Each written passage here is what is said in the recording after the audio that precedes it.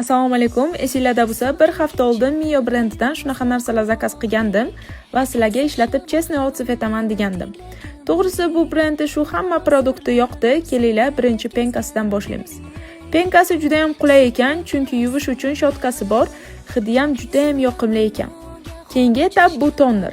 Toner ham menga yoqdi, chunki kattagina va ishlatish uchun qulay ekan, hidi esa juda ham yoqimli ekan. Yuzinglarni tinchlantirib, yaxshilab tozalab beradi. Keyingi etap bu oqartiruvchi krem.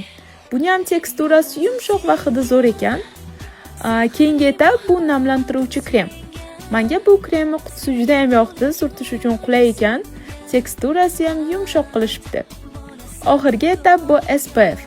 Men ko'chaga chiqib ketayotganim uchun SPF dan ham foydalandim, chunki SPF ni har kuni surish juda ham zarur. SPF ham juda ham zo'r surtilar ekan va yuzda lip kisloy qoldirmas ekan.